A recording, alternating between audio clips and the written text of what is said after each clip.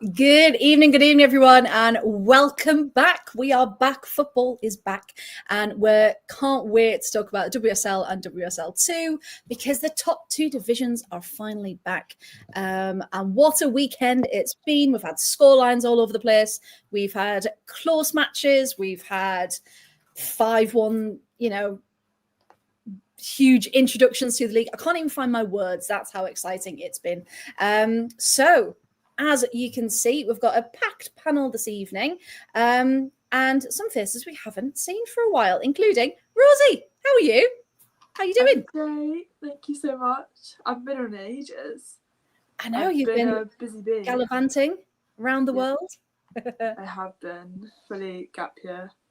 Just been everywhere, really. Oh, your gap year. Oh, very Gap good. year. And as Tony rightly says, oh, look, it's Kira Walsh. Hero is a separate person who joined our podcast that one time. I don't know why everyone keeps saying that. Heard it here first. Rosie is not Kira Walsh, just to let everyone know. But of course, Chloe Bear, how are you doing? Hello, I'm good. Excited to be back. I wonder who you're going to be talking about tonight. Big game on Sunday. Was there a big game? And Paul, of course, how are you doing? Not too bad.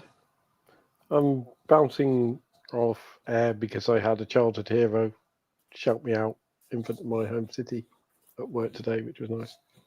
Hey, well done indeed. What? So now I've got Rosie to bring me back to earth if we do a quiz. Well, don't worry, no quizzes are scheduled, but you never know. I might throw one in when you least expect it. So good evening to everyone joining us in the chat. Emma was first tonight. Evening. Special shout out for Graham, being a member for 4 months. Well done. Thank you, Graham, for that. Remember, if you are interested in memberships, you can get exclusive access to interviews and exclusive videos and things like that. So and exclusive emojis as well. So do bear that in mind. Evening to Matthew, who's in the chat. And we've also got Tony, as we mentioned earlier. Evening, Tony. And Emma's proud of us. A33, consistent.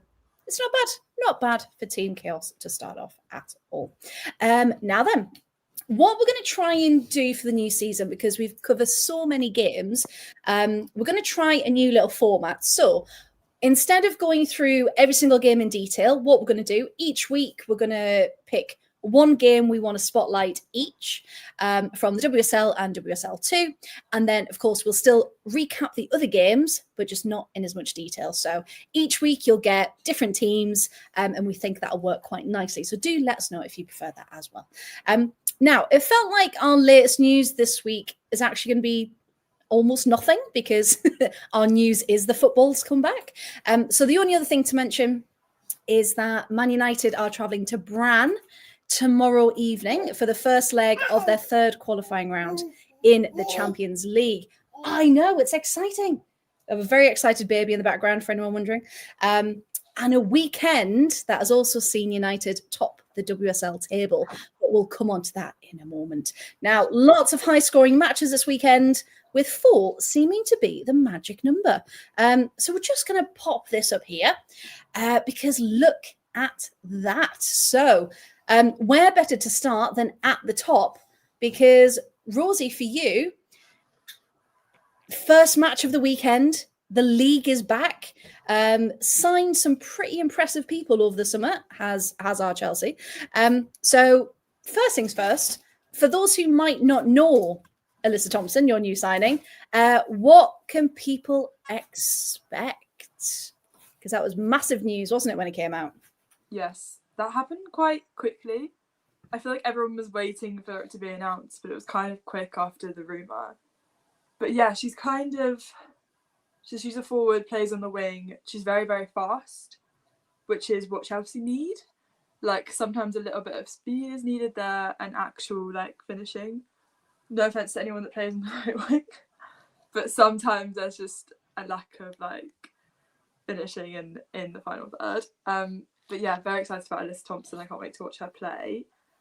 And the other signing that I was very, very excited about was Ellie Carpenter.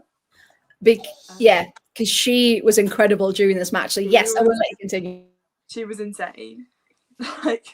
genuinely, you could tell, like, the moment the game started, she was attacking, she was going forward, she's so fast. Like, speaking of pace, she's got some pace on her.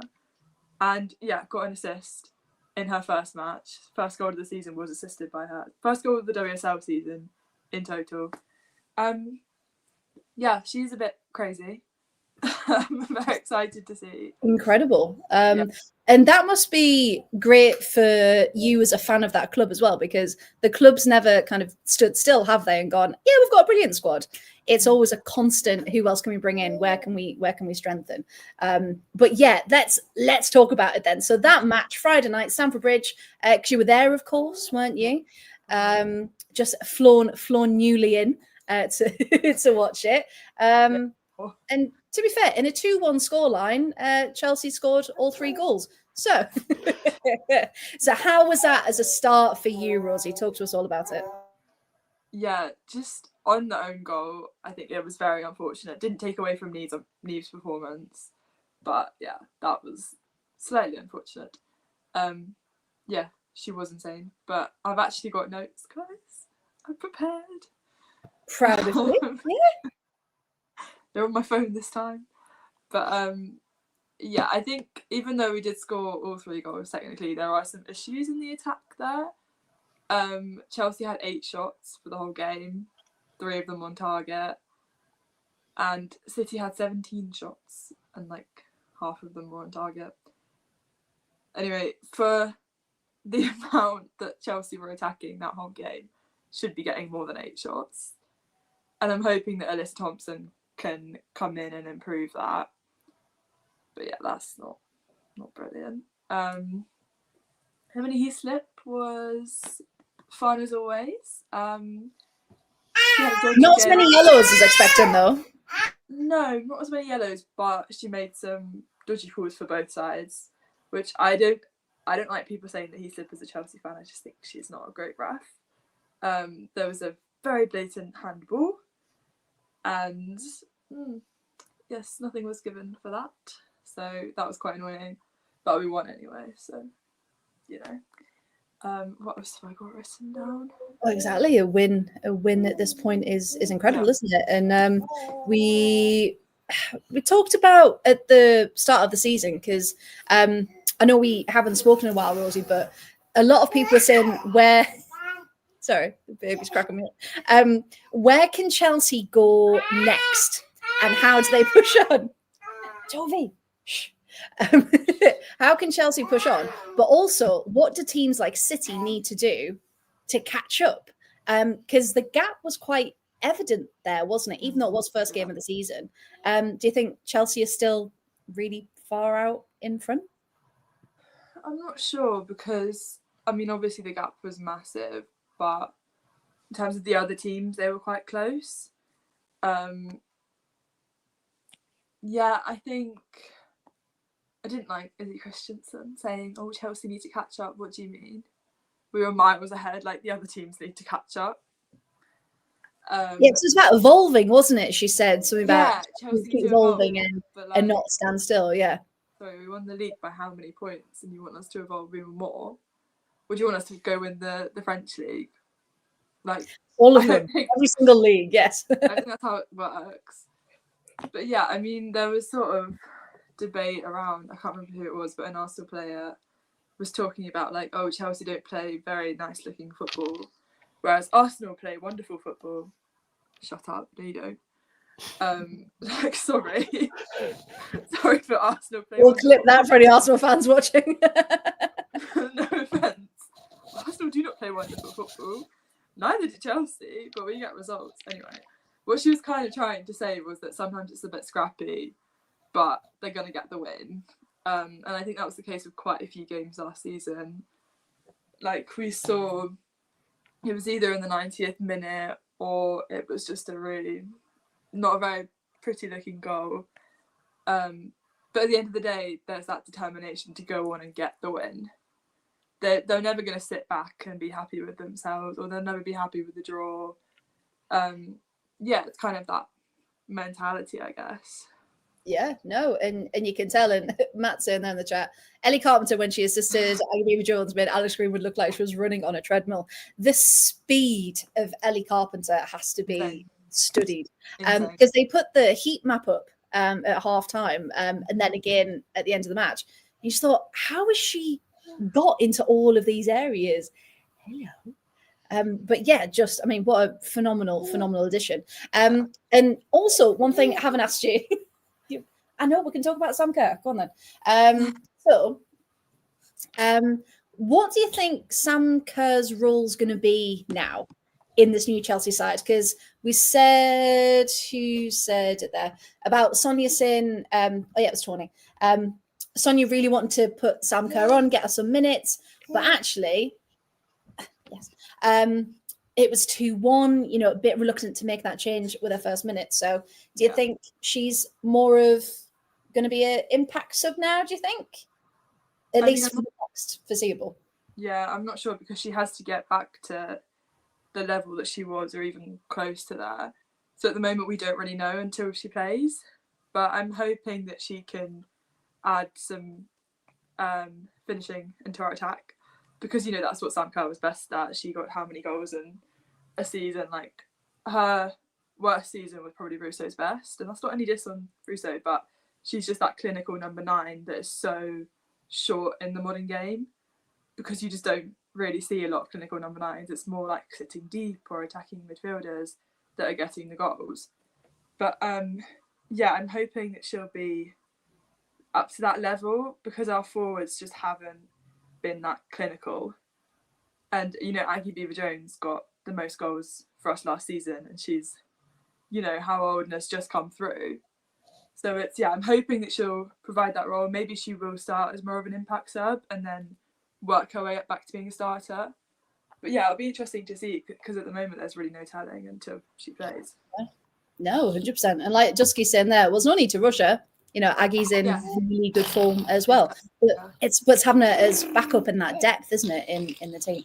Absolutely. So 2-1, probably a lot closer than maybe it actually was or felt, but 3 important points at the end of that. Any other points there, Rosie, from Chelsea Man City? I mean, Micah Hamano was insane as well. Yes, she's really going into it, isn't she? In her place. I think she's going to be really, really crucial this season. Because we watched it, didn't we, Paul? We live streamed it.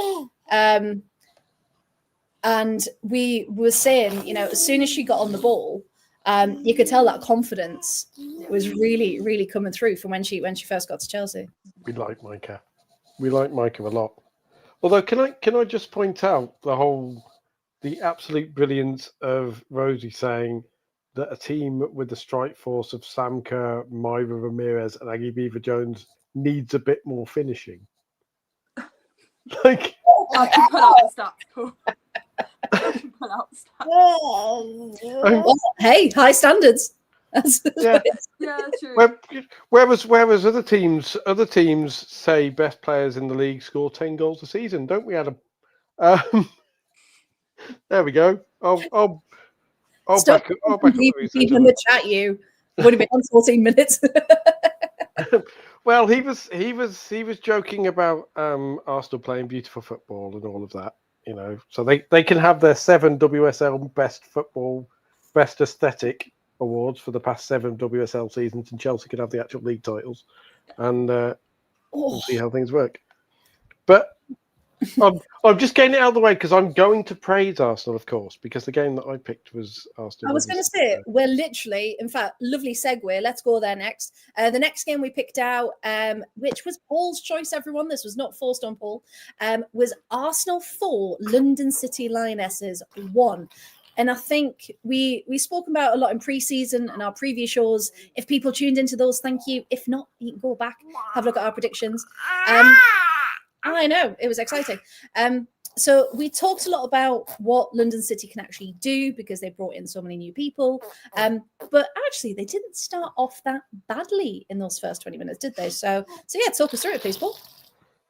I mean, it was a good start, and you thought there was going to be something interesting in the Meteor derby because every neutral was cheering for a Meteor to hit the stadium. But it's it's nice. It's nice to see London City go. Yeah, this is what the WSL actually is. You can throw all the money you like at it, but the first game is Arsenal away with Arsenal's 30,000 something fans. The lowest, which I believe was the lowest attendance for an opening day at the Emirates, which is interesting in That's itself. been something, isn't it? Because we've talked a lot about, and Nessie, of course, in the chat will help us out here, but London City is still building their fan base. So normally when you'd have, hundreds, even 1,000-ish coming from other teams, they didn't have that weekend. In fact, I don't know if it was just the camera angle, but the away section in the Emirates, that's usually full of different colours. There was like 2 rows of blue shirts. And again, I don't know if that was the angle or just what people were wearing, but yeah, I mean, if you have a conspiracy theory, Michelle Kang was outside the Emirates with a box full of blue shirts, just going, anyone want to go to a free football game? Sorry, Nessie. I know, really. I know the pride was there, really.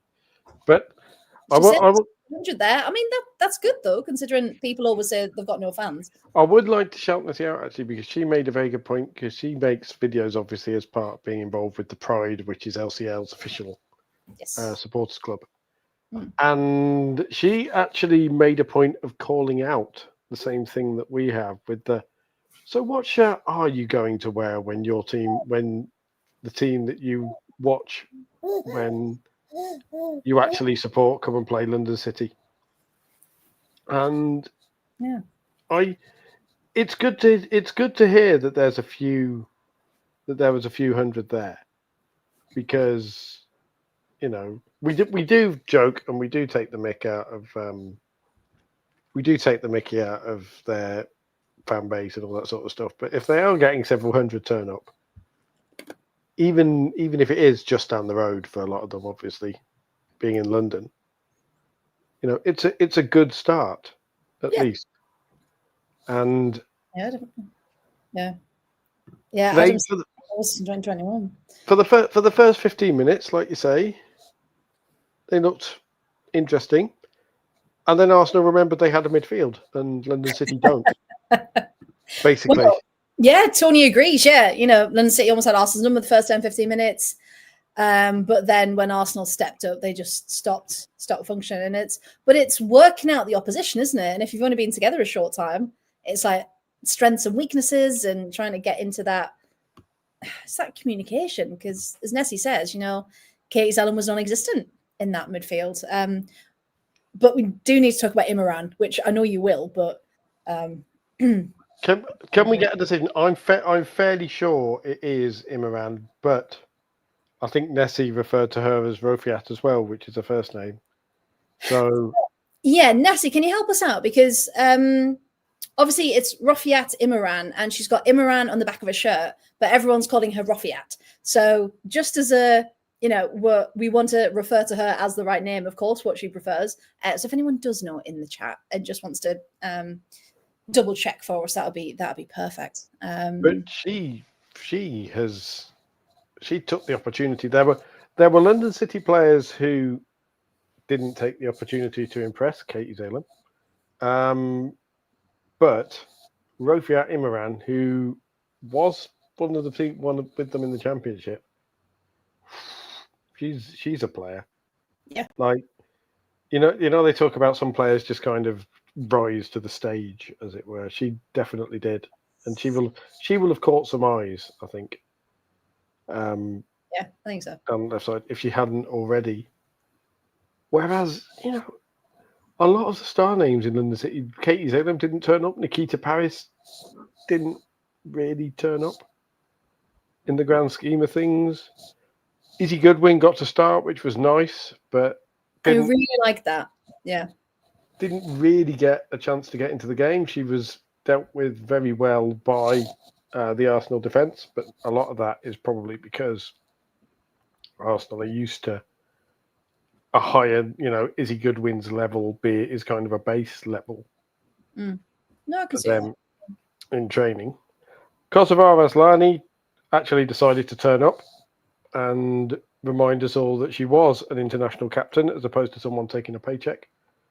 Yeah, she really stepped to the occasion, didn't she? And it was nice. It was finally good to see that it's like, oh, she belongs this level. Like this is where she should be. And we also need to think. Adam will mention her, of course, being an Arsenal fan, but I will definitely mention her. Katie Reid, like Katie getting the start, yeah. the way she stepped up. I mean, she gave the penalty initially, and as a young player, sometimes you're like, oh, is that going to affect them, particularly on a big stage? And as soon as she got back on the ball, Arsenal fans were very much like, yeah, we don't blame you, Katie, keep going, and there was a swell of support. Yeah, but she was absolutely immense. And just, it was almost as if Arsenal kind of turned up and for the first 15 minutes were like, right, okay, how do we deal with this? It's London City. We're not sure about them. We'll just let them get on with it. And as soon as London City had the temerity, if you like, to score, it was like, hold on, we're mother flipping Arsenal. We're not letting a plastic franchise owned by a billionaire humiliate us on opening day. We're just not. We're not being the ones who are being remembered for all of this. Yeah, we need to step it up a gear. Yes, absolutely. Enter Olivia Smith. Enter Olivia Smith. That's literally my next bullet point to talk to you about. Because talk us through it. Because what a wonder strike that was. I mean that wonder strike. I said on Twitter afterwards, and it is a cliche, but that wonder strike is that goal is cheap at double the price. If she's going to make a habit of those for Arsenal, then that goal is cheap at double the price, because there was a lot of talk, and obviously with women's football Twitter loving to be a bit toxic in certain areas, if she'd had even the slightest bad game, you'd have got lots of comments from faceless accounts supporting various other clubs in the league, going, "Oh, lol, £1 million, Olivia Smith, ha, ba ba ba ba." She didn't. That was just proved she's worth it. Like that was a goal that would grace any stage. That is a goal that would grace a Champions League final. Yeah. It was. Imagine a final, that goal. That would have been. It was. Great. Hello, Arsenal. I'm Olivia, and you then did have an issue where Chloe Kelly should have been sent off, unquestionably, and I think certain other players would have been sent off. I think possibly if that had been several Chelsea players in a similar game, they'd have been sent off. If that tackle had been on Chloe Kelly by Nikita Paris would have been sent off. Went down the back of her leg. When she went right down the back of Nikita Paris's leg. Yeah, if that's on Chloe Kelly, it's a red card. Yeah, that was annoying. Yeah. And Arsenal fans were like, oh, Chloe, she's just playing hard, the same way they talk about Katie McCabe, and yeah, we love it. And it's like, no, sod off. That's a... Yeah. Because I felt like Nikita Paris was quite hard done by in that game as well. Like, I know she gives as good as she gets, but it felt like there was a lot of interesting decisions made around Paris as well. Yeah, but Nikita Paris has got away with a lot in the past.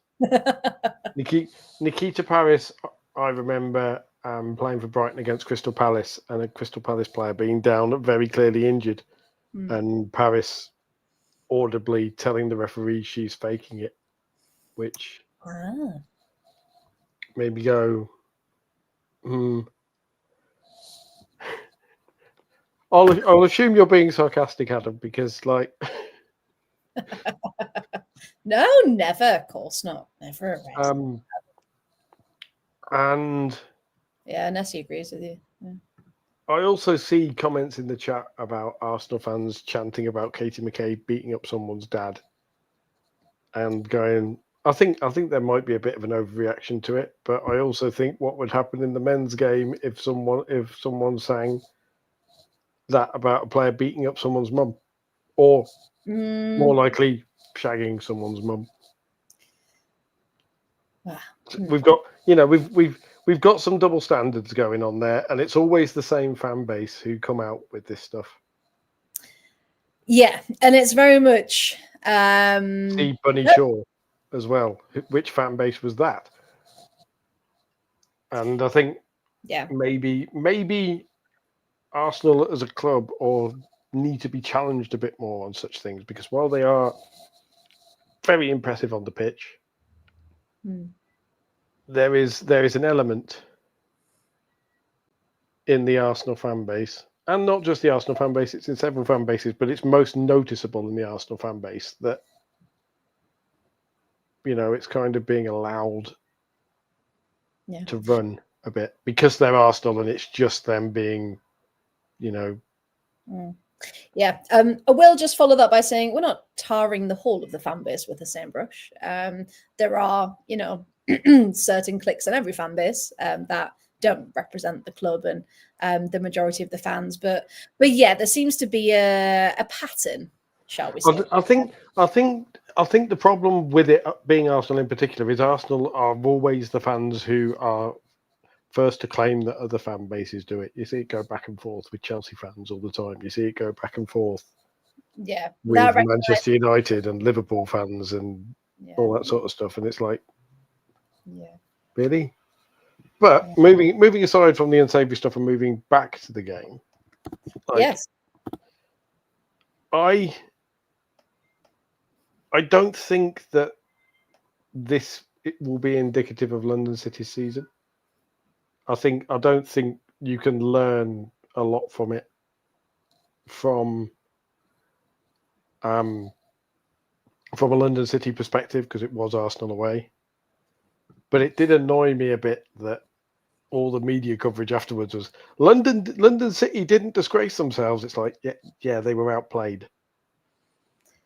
They were shown the level that they need to be at in the WSL, and given some of the rhetoric that Kosovar Asllani in particular has come out with, I think that this week for Jocelyn Pressure and Michelle Kang and a few others, this might be this is what the WSL is actually like, right? Maybe we should pick our ideas up a bit. Yeah, we've got to really, you know, this is the reality now. Maybe the likes of Katie Taylor actually need to earn their money. Well, hey, first game. Lots of teams, again, weren't on their game this weekend. First competitive game back, of course. So, yeah, it'll be interesting to see, because I think a lot of the narrative is to do with they want a team to kind of come up and disrupt those top spaces, isn't it?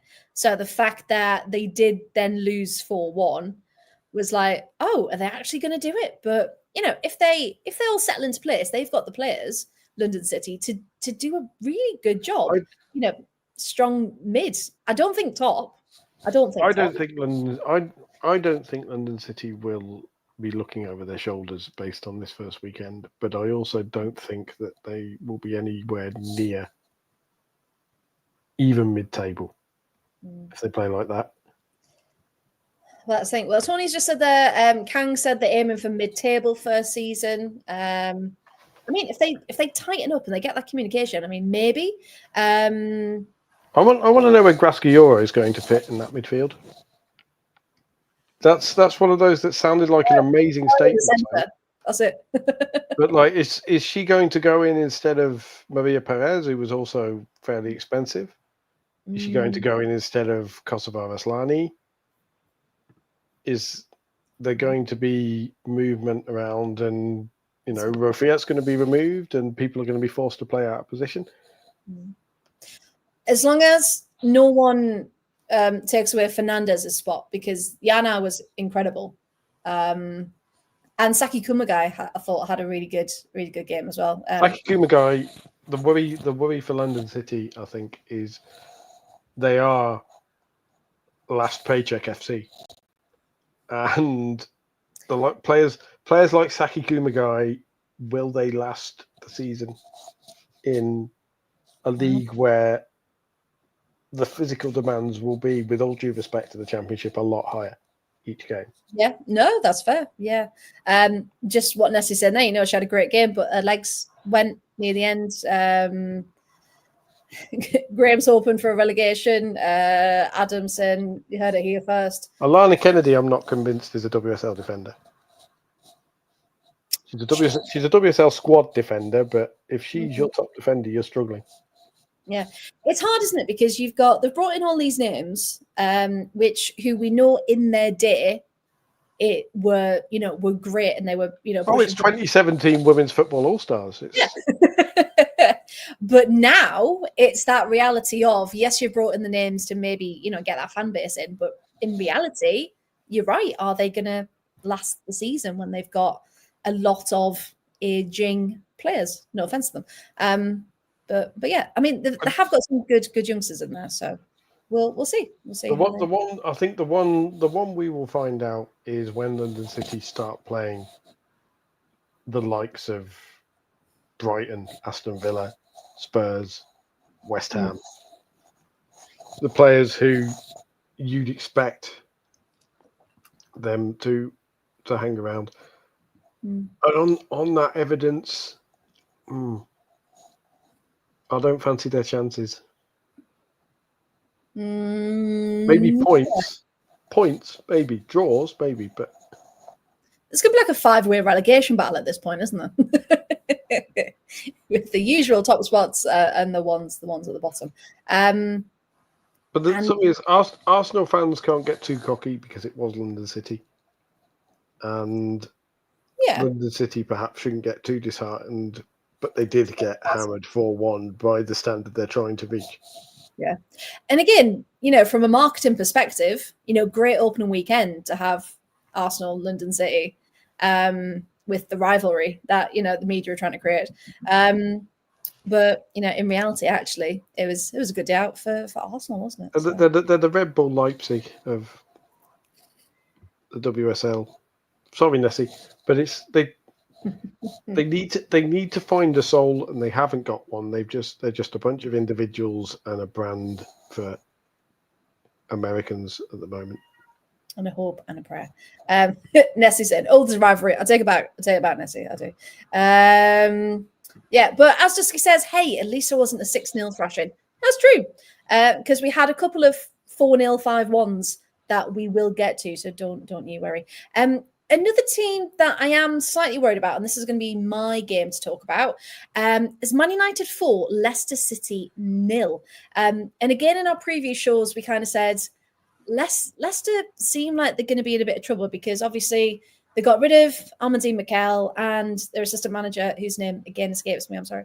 A couple of days before the league started, there's all the Matt Beard, will he, won't he? They've now got West Ham's, I have written his name down, so I always forget.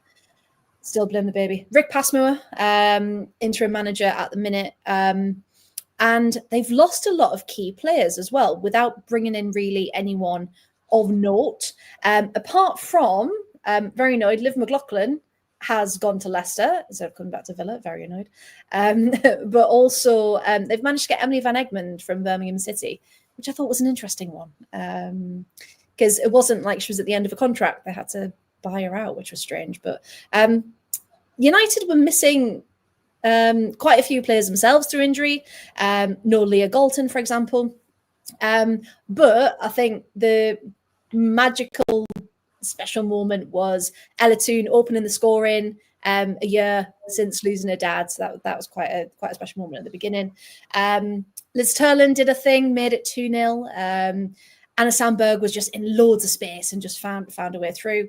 And Leicester just really couldn't get going. They were indecisive. It was sloppy. The communication wasn't really there. You could see they were getting quite tense and annoyed with each other. Hannah Kane had the best and only real chance of the first half and the second, really, to be honest. But yeah, it just didn't seem like they'd turned up yet and they'd arrived. And I know it's, again, first game of the season, but they didn't look like a team that were going to compete. And I really hope that changes because no one wants to see a team just plummet from the off. And then Melvin Mallard comes on with a brace within 15 minutes to round off the afternoon for 4-0. So yeah, it was a good confidence boost for United. it was a fairly easy opener for them. And again, like I mentioned earlier in the intro, they're off to brand the Champions League tomorrow. So hopefully that confidence will see them well there. But it was interesting. Rick, we mate Rick. The interim manager said, that game doesn't define them. It's 1 out of 22. No, it'd be 20. Oh God, I don't know my brain. And he's You did 1 out of 22. Yes. When you look at numbers and you're like, is that right? But yeah, he said he's pleased with everyone because they're trying to implement a new philosophy. So he knew it wasn't going to come together straight away, and they just did what they could, and that was it. And before we go on to our best game of the weekend, because Chloe can't wait to tell us all about it, we'll just have a quick look at the table. Can I just note that third right there? Who's fourth and then third? I was going to say, if we just stop the league now, United, Arsenal, Everton are going into Europe. Just Can we not stop the league now, because that would make Mark Skinner a league champion, and that's just offensive. I know, but I'm thinking about Chloe Bear. That's who I'm thinking about. But as we can see, Leicester are right at the bottom. Still not much in goal difference because of what happened to Liverpool. We're about to talk to them next. And London City. But yeah, we're in a league where we fully know that every single goal counts. I will point out as well, Manchester United have no squad. They had 5 subs on the bench, and that was all they could muster. Yes. And they're supposed to be playing in Europe and all that as everything else. Mm-hmm. Yeah, and that was the worrying thing. So when mentioned about injuries at the beginning, they only had... You're right, they only had Jess Park, which, I mean, again, not bad to bring off the bench. Lisa Nelson, Millie Turner, and then they had 2 unused subs, which was their Married Griffiths, of course, who impressed in the FA Cup last season, and goalkeeper Safia Middleton Patel. That's it. That's all they had. So they haven't announced the squad travelling yet, I don't think. So it'll be interesting to see if anyone is back and can travel to be another possibility. But yeah, if anything does happen injury-wise, then they are a bit stuck. Because, of course, they only brought in 3 players, didn't they? They only brought in Fridolin Rolfo, Ziggy Otioma, and Jess Park. That was it. If Julia Ziggy Otioma gets injured, they're in trouble. Yeah, because she's been phenomenal. She runs that midfield. Yeah. And again, they finally found the player to run that midfield who they thought Grace Clinton was going to be.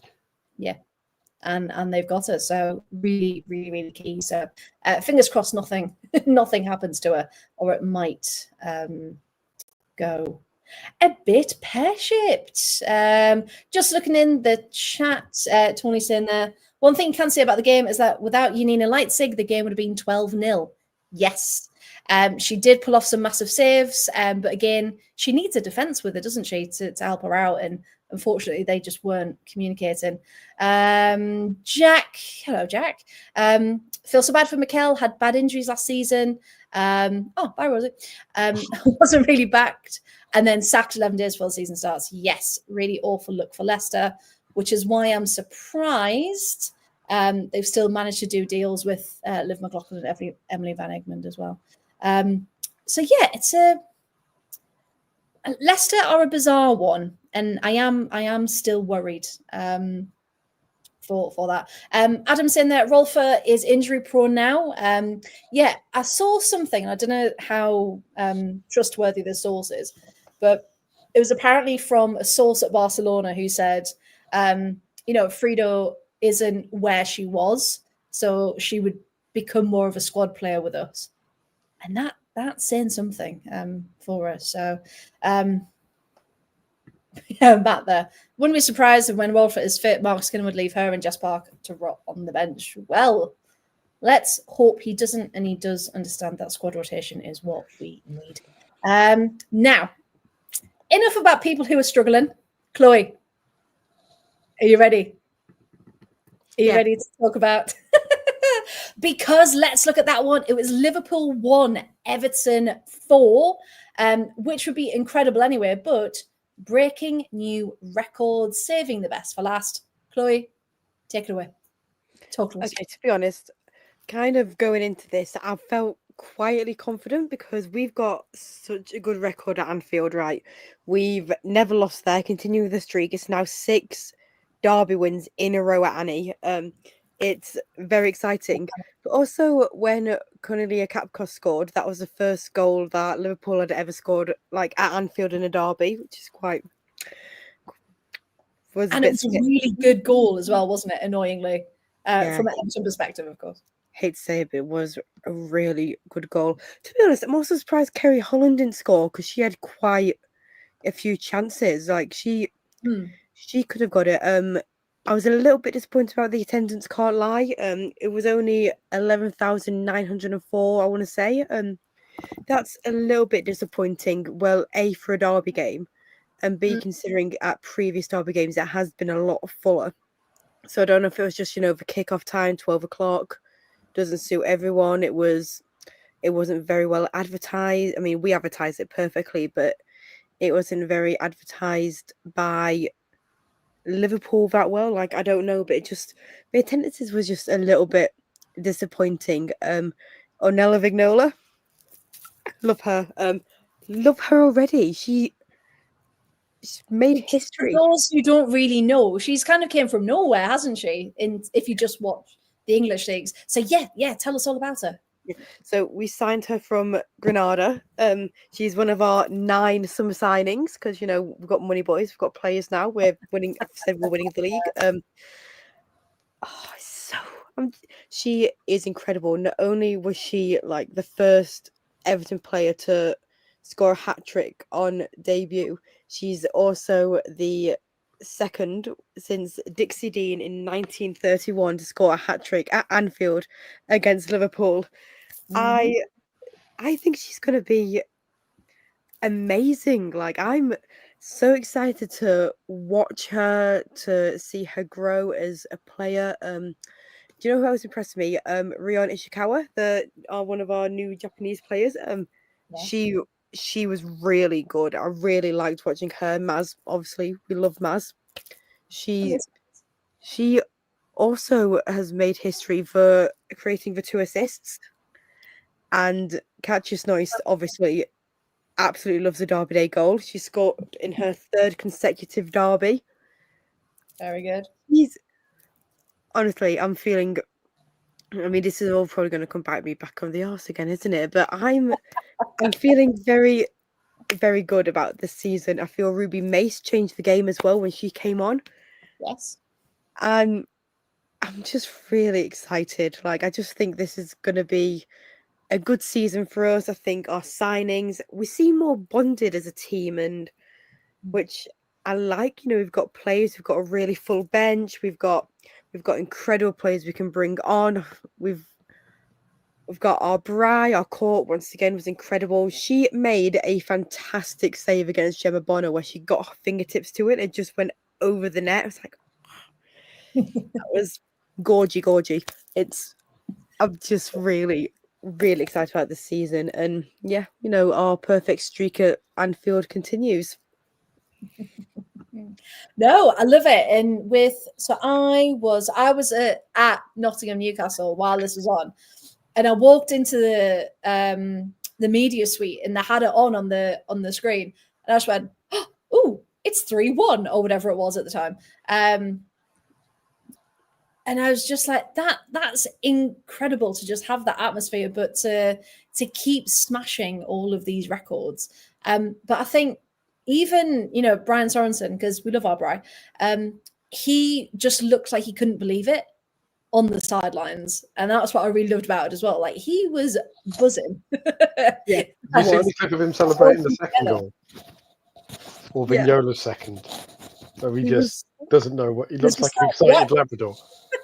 And in the mix zone afterwards as well, he was so happy, and I'm like, oh, yeah. I And finally, it's falling into place. And honestly, it's just felt like a lot. I mean, to be fair, we're good at derbies at Anfield. It's been a long time coming, this, and I'm just so excited to see where we can go. I'm excited to be at Goodison on Sunday to get that atmosphere going and, you know, make it really our own. I'm also really excited to see what they've done to the stadium, because I know that they've removed some chairs and everything to make it more suited for the women's team, like the expected attendances for them. So I'm really, really excited to see what that's like and just make Goodison our fortress, our home. Everyone's spoken so openly about it. Like, our court's really excited. If you're not read my interview with her, go check it out. Shameless plug, but I don't really care because I got to interview our court. Sue me. But I have to say, I am a little bit worried about Liverpool. I can't lie. Which, coming from me, that's a big thing to say. I'm worried about them. They just looked off, like they looked out of formation. They didn't look good. They didn't look like they were enjoying it. I mean, if I was Hines and Smith, I'd jump ship too. Harsh words there coming from the I MC. know, that's a bit mean. I'm very sorry.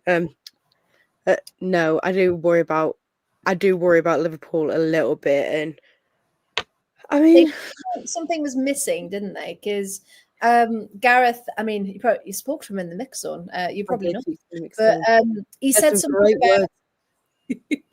Well, it's Gareth Taylor's Reds, isn't it? So he said, you know, well, we came in quite late, and he was blaming that by having a short training window and a short preseason almost, and really that they haven't had the time they need to hit the ground running. So do you think that will catch up? That they still need time, or? I think I mean, to be fair, he did come in late, but the team have been training since at the same time as everyone else, so I don't think that's like much. I mean, I know Taylor did come in late, to be honest, like that could be a thing because he was a late addition, but also the team have been training at the same time as everyone else, so they've had the same pre-season as everyone else, so it's not really that much of an excuse. I just don't really think he knows what he's doing with this Liverpool team. Like, we've seen Everton have released a video today of them all when they were doing their pre-season in Denmark. They went to a Danish theme park and they did that type of like team bonding, and it all looked like they were having fun and they were all together, and they've been building sandcastles on the beach. And I feel like what you do outside the team really does have an impact what you do inside the team. So just those little like team bonding moments do have that massive impact. So I do think that they might struggle with Taylor. I feel like, I mean, to be fair, he did say as well in his press conference afterwards, he was surprised at how well they played, which is a bit like, do you really say that to people? You're surprised at how... You don't imagine Sonia Van Pastor saying that. You don't imagine Renee Slager saying that. You don't imagine actual successful managers saying that, do you? No, it's a bit of an odd one, isn't it? Because even if you thought that, you'd say, oh, well, you know, we've been practicing X, Y, and Z, so I was pleased to see that. Or like, you'd say it in a different way, wouldn't you? Not, oh, surprised we actually pulled that up.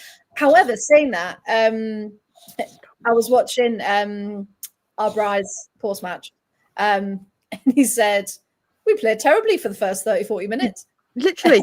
And I'm like, do you know what? Be honest. We like the honesty from our bride. From Gareth Taylor, seems a little bit like, well, that's just he didn't have any positives. Whereas our bride said that, and then he followed it up with the positive, but we corrected it and we sorted it and that type of thing. Yeah, he put players into action, did some subs, and just went. I think the difference, the thing with Gareth Taylor is when he says stuff like that, it's me. It doesn't seem like he's taking any responsibility. Because when Brian Sorensen says it, it's like, yeah, we were crap for the first 30, 40 minutes, but then look what happened. Yeah. Then we can change it. Yeah.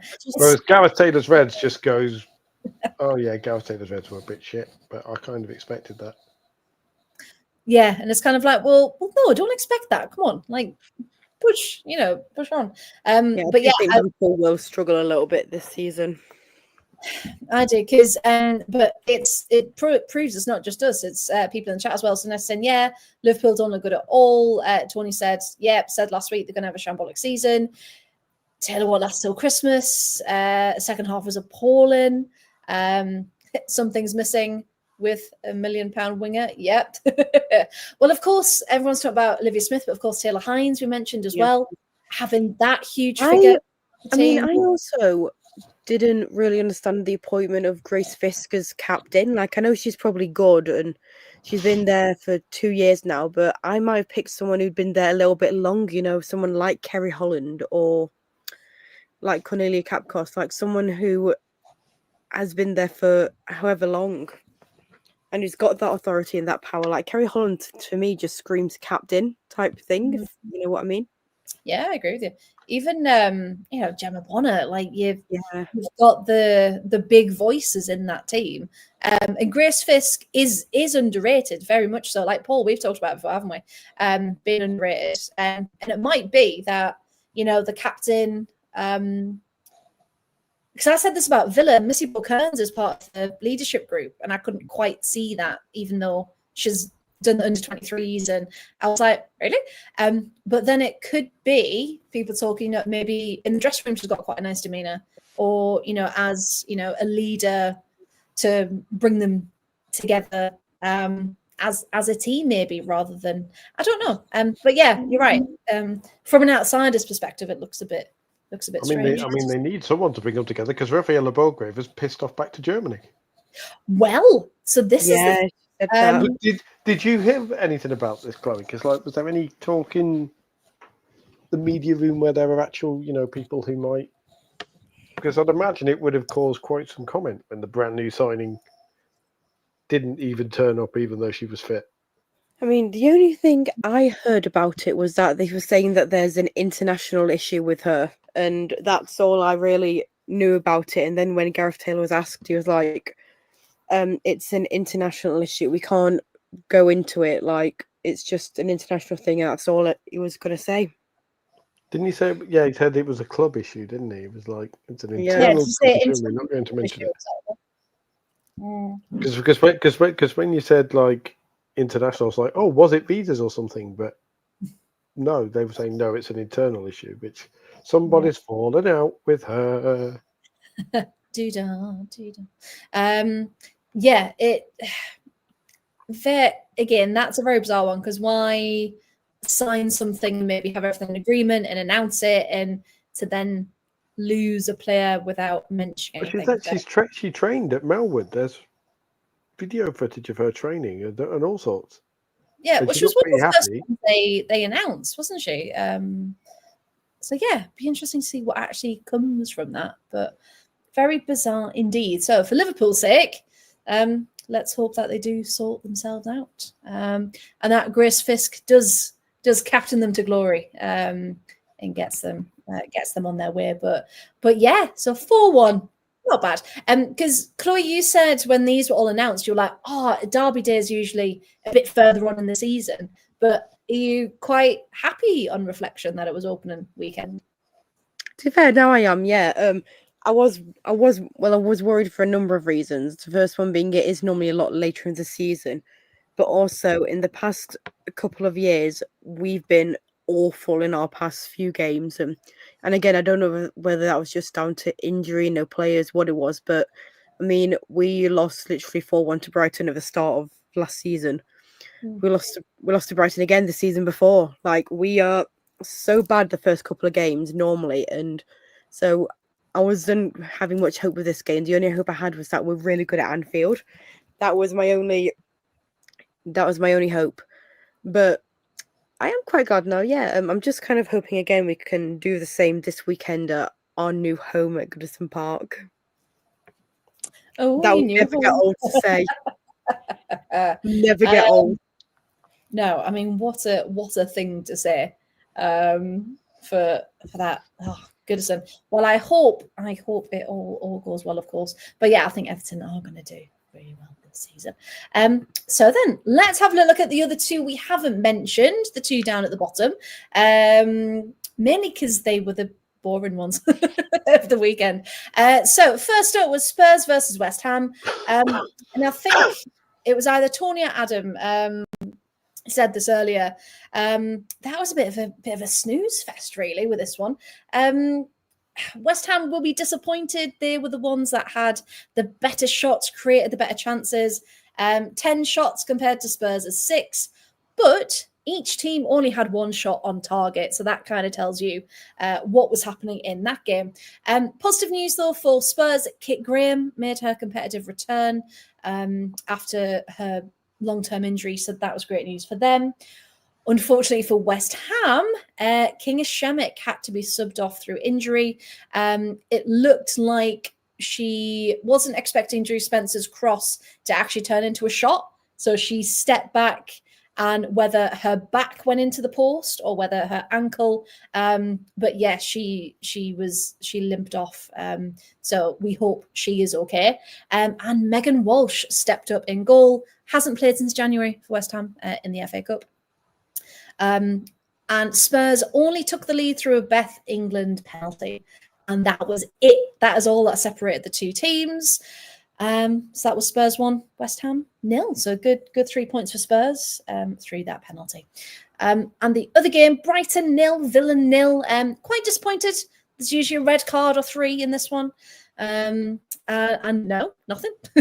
Although Chastity Grant nearly got sent off because the ref, I have on good authority, this isn't me, I've been told this, the ref wasn't great. And decisions were either very slow or they just weren't happening. So unfortunately, another complaint that has not changed from the last couple of seasons. From a Villa perspective, and in fact from Brighton's perspective, it's a point they've got off the mark. And both teams struggled in front of goal, clearly, because it was 0-0. But yeah, that final bit of quality just wasn't there. Nothing really in terms of stats. So Brighton, 18 shots, 4 on target. Villa had 12 shots, 4 on target. So there wasn't much. Standout players, though. McLaughlin for Brighton had a very, very good game. Madison Haley had the ball in the back of the net, but it was offside. And for Villa, if people didn't know Lynn Vilms, you definitely will. What an absolute superstar. The speed doesn't quite match Ellie Carpenter, but the power that she has as well is just incredible. And that's the caliber of player that we really want to see in the WSL. So really happy she's with Villa. And she nearly got the last minute winner. She had a free kick from a very promising area. And yeah, off the crossbar in the final minutes. And Rachel Maltby as well, the youngster for Villa, came on for Oceane Delonde, another new signing. And she nearly scored within a couple of minutes of coming on. So very, very impressed there. But yeah, unfortunately 0-0. And that was it. Really, that was it. And as Adam rightly says, Ellie Roebuck had her first competitive minutes after a very, very long time. Came on in the second half for Sabs. So yeah, so not bad indeed. And we'll just put that table up again for people who might have missed it. So at the top, we've got United, Arsenal and Everton. Chloe is still dancing. Rosie, no shade, but how does it feel seeing Chelsea in 4th? I think you should read my title. Just that's how I feel. You're really small. I can't see it at the minute. 6 times in a row. 6 league wins in a row. Oh, you've got to win the league. Oh, is that what you meant to do? Ah, right. Yes. I just thought you turned up. The whole league, not just the derbies. Hey, you have to do it in the best way. Yes. You have to play the most attractive football as well. In the prettiest way, indeed. But as we can see, of course, one match, there's not much in it at all. So yeah, Chelsea, Spurs, Villa, Brighton, Man City down in 8th. They won't like that. West Ham, Liverpool, London City Lionesses, and at the bottom, currently in the relegation spot, is Leicester City. But of course, we know how that can all change. So don't bear too much mind to it yet. Zach's in the chat. Evening, Zach. Hope everyone's having a fantastic day. And we hope you are too, mate. Thank you very much. Adam's trying to start an argument in the chat. Come back when you've won 9. I'd just like Villa to win 1. Or just be in the top 5. Would be quite nice. Never mind talking about titles. Now then. Let's look at this weekend, which is... Hang on. I put these in order when I downloaded them. There we go. Right. So I'd like some predictions, please. And again, in the chat, put your predictions down. We've got 2 matches on Friday and 4 matches on Sunday. So here we go. Fingers or buzzers, please. West Ham, Arsenal. Who do we think's winning that one? Shout out, please. West Ham, Arsenal. Arsenal.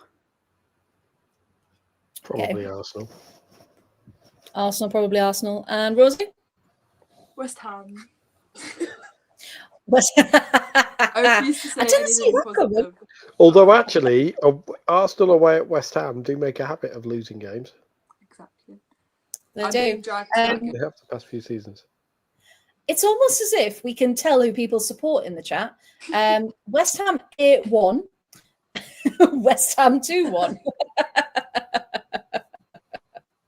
Oh, I love that. Okay, so a bit of a mix in the chat. Our Chris, evening Chris, he's saying Arsenal 3-0. 3-0. And Emma's saying Arsenal 3-2. So that's the right mix, but you can't even summarize that. Thanks, everyone. Okay, next one. Man City versus Brighton. Man City versus Brighton. Again, another really bad away travel on a Friday night at 7:30, but there we go. Yeah, what do we think? I think City. City. Yeah. Yeah, probably. Yeah. Rosie, what do you think? I'm going to go a really, really cagey City win. Cagey They're City win. just going to scrape it. Gonna scrape it. Okay, well, Chris has put 3-1 to City. Emma thinks it'll be a close one. City may pinch at the 9 minutes. Yep, she's on your side there, Rosie. Adam's gone for 1-1 City Brighton. So there we go. Tony's gone for 3-1 City as well. Very good. Okay. There's only one answer here, everyone. Aston Villa, Chelsea. Aston Villa, Chelsea. Who do you think is going to win? Wait. Probably Chelsea. Rosie? Under who? Oh, you've got changed, right? Okay. Chelsea. I didn't say it out loud, but that Swiss away top was very nice. It's really nice, isn't it? It is, yeah. My team was getting shade, so I had to change. But it's the keeper shirt. I got it in Switzerland, if you can believe that. What? You went to Switzerland? No, I actually went to Switzerland. I never talk about it, but I went. I know you've never mentioned it. No, it is. It's a really, really nice shirt. I really like it.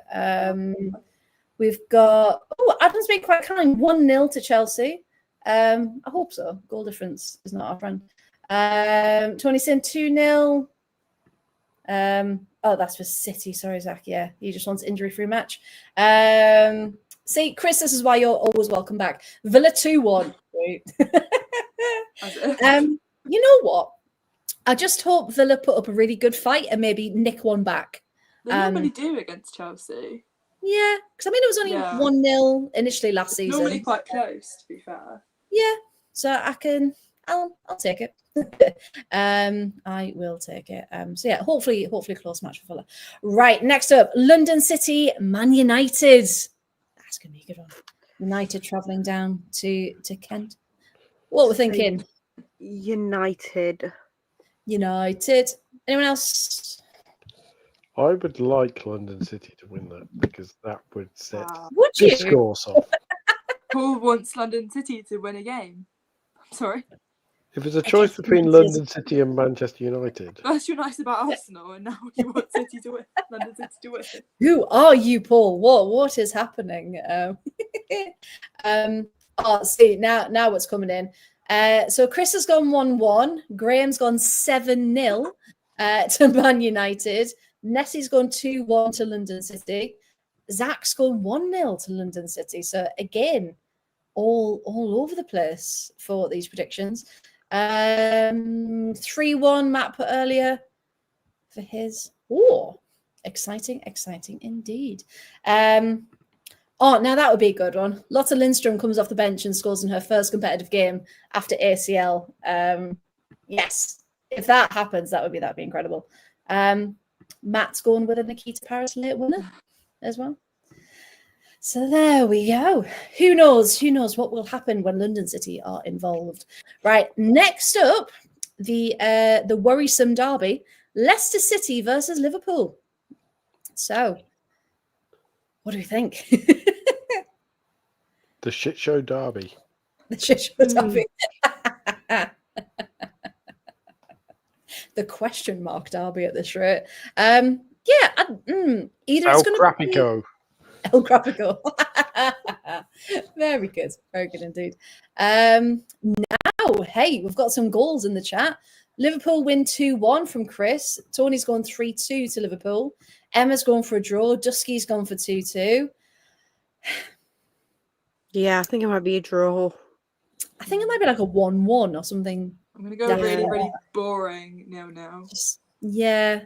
Like nothing happens. Maybe a yellow card or two. Yeah, Matt's in agreement. This has got 0-0 written all over it. Everyone who watches Leicester City versus Liverpool will be sat there at about the 75th minute going, God has abandoned us.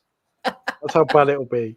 Like it'll be that meme of like the stick, like do something, like just please do something. Yeah, I don't know. Watch it now, be like a 5-4, the most incredible game of football I've ever seen. The red card. Yeah, just all the different types. Also, Thunder bastards all over the place. Last minute winner. Yes, game of the weekend. From the halfway line, just in. I was going to say we didn't have any red cards. Yeah, I was going to say we didn't have any red cards this weekend, but we have. We've got one to talk about coming up in the WSL2.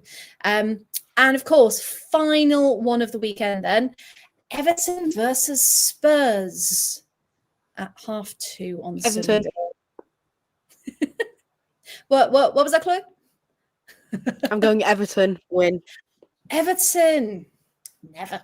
Yeah, I think that'll be quite a comfortable Everton win, to be honest. For those, Paul, Rosie, what are you thinking? I'm going Everton. Everton. Spurs are just in the trenches at the moment, and always. Although I really want Katinka Tandberg to score, just so we get the chance to say Katinka Tandberg. What a name! It's incredible. But again, I think we talked about this in the previous show, but it said, but you can call her Tinker. It was just like, they just a Tinkerbell thing. Tinker Tambo, the only WSL player whose name sounds like a drum solo. That could be her goal celebration, just a really hardcore drum solo. Adam said Leicester won this match last season. I think they might be hard pressed to do it this season. But Adam is saying 3-0 to Everton against Spurs. So that sounds good to me. Right then. So that finishes our WSL portion of the show. Up to the WSL2. And again, we've got some huge scoring ones this weekend. What did you say there, Paul? Are we not calling it the championship then? Are we not holding the line? I will say championship. I will. Vote quickly in the chat. What do you think? WSL2 or championship? We had Derek, the Durham fan, as the new visitor. Yes, we have. Evening to Derek. Yes. I meant to say hello earlier to you, Derek. But yes, Derek, the Durham fan, which is incredible. I think everyone should have names that start with the first letter of their club as well. Derek, the Durham fan. Well, people have called me something that starts with the first name of my football clubs. First letter of my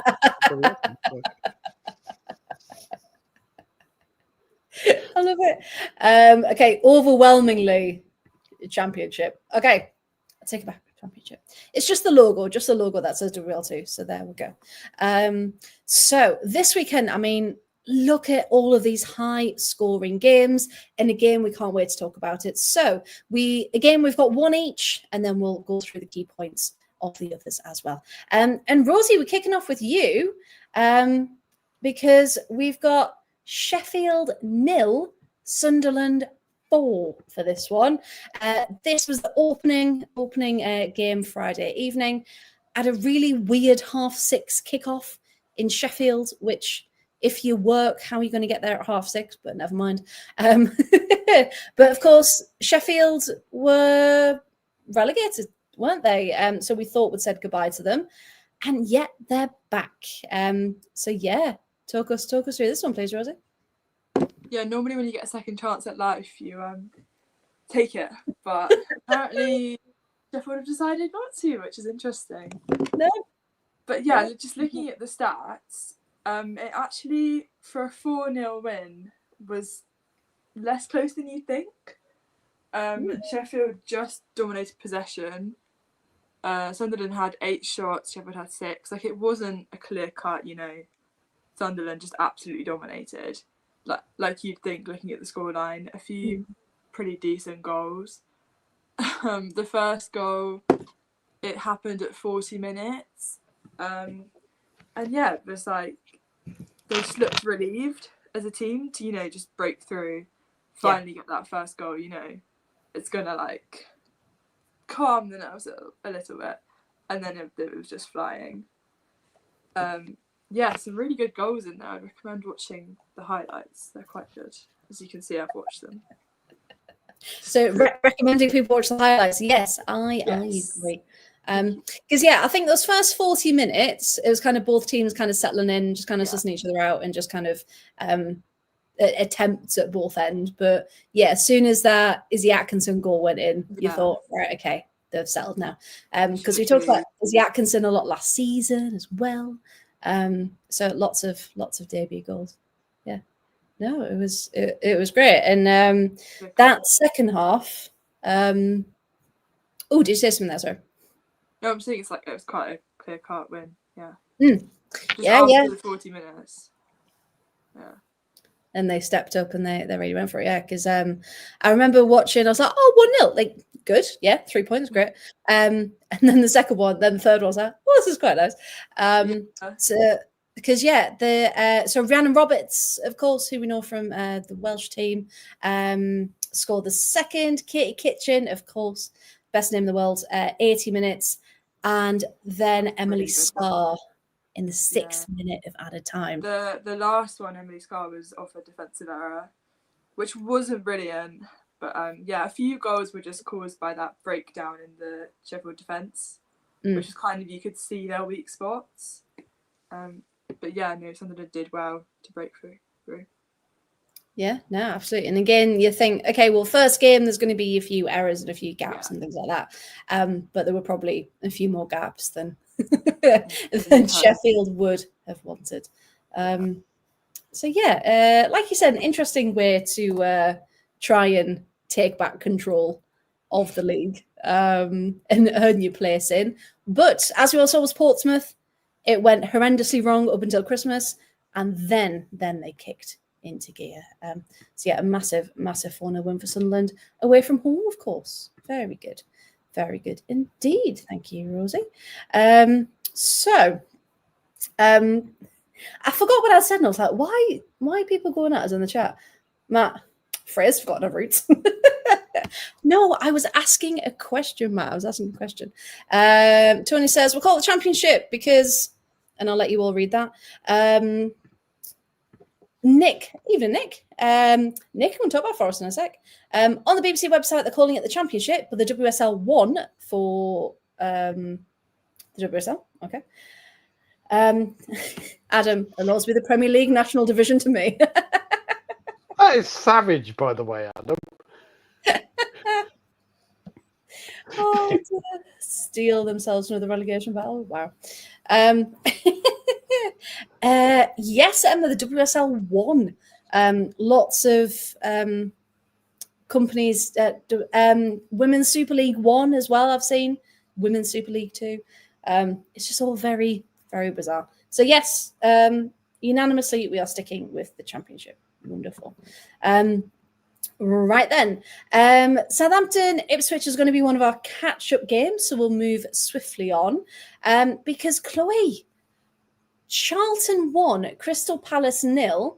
Initially, doesn't look like much, but bit of drama, bit dramatic in this one. Talk us through that game, please. Very dramatic. Emma Bissell, former Everton player, got the only goal of the game. Yeah, she did. To be fair, despite the red card, it was actually quite like a close game. Like, I mean, the first half in particular was really close. Like, Abby Larkin could have got a goal. Jodie Hutton could have got one. But I think we all want to get to the juicy bit, the red card. We can just go with the Emma goal. We all want the juicy goss of the red card. To be fair, the 89th minute. I know. That Just save your tackle. You've got like a couple of minutes to go. Just don't go full force into it. What are you doing? And Katie Bradley got a second booking for time wasting. Because they really seem to be cracking down on time wasting this season, don't they? I think it's like what goalkeepers only have 7 seconds to release the ball. Yes. And I think even like outfield players as well, they're trying to crack down massively on the time wasting.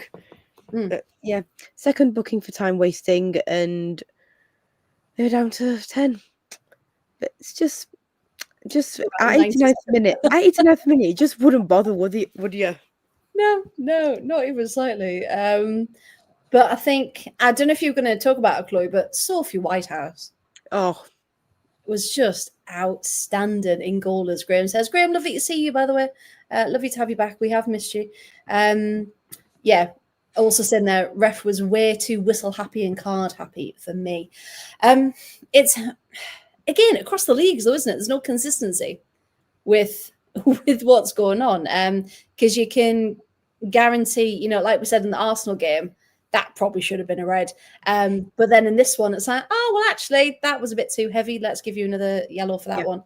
Well, I say that same about handball, don't I? Like I've said all the time, what equates as a handball, because something gets given for one team but not another. Like protecting your face counts as a handball for someone, but then it doesn't. It's like, I'm sorry, I don't want a broken nose. Making a diving save doesn't count as a handball, apparently. Like, you not remember when Justine Van Havermaet got booked because she did that, and she was arguing with the referee, like, do you want me to have a broken nose? Because they were like, yeah, touch your hand, and she's like, yeah, because I was protecting my face. Well, to a certain extent, it's instinct as well, isn't it? Because if you've got something flying towards you at like 90 mile an hour, exaggeration, I know, but you're going to instinctively like either turn away or like and sometimes you can't help it. I know it's part of the game, but you can't.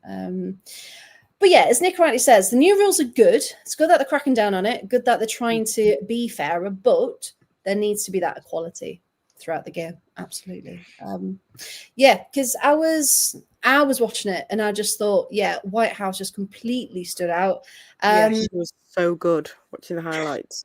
I think Palace should be quite disappointed that they didn't win that, because the first half was Palace and they had so many chances. I think Blanchard had a decent chance. But then in the second half, it was just all Charlton, wasn't it? And that's when Emma Bissell got the goal. And you just think, oh, you should have finished that off.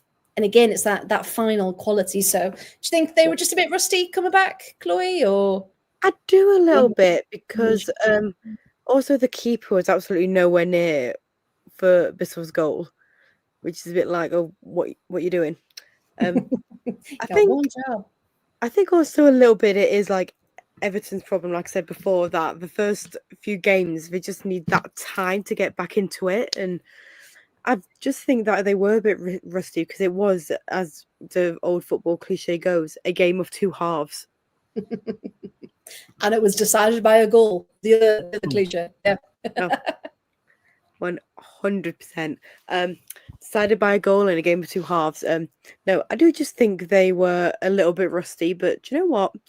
I don't see why neither of them could be challenging for top two. I mean, to be fair, I was very entertained watching the game. I can't lie. when I was watching it, I didn't know which way it was going to go because I thought at one point it was going to be Charlton. Then I was like, no, actually, Palace are going to win it.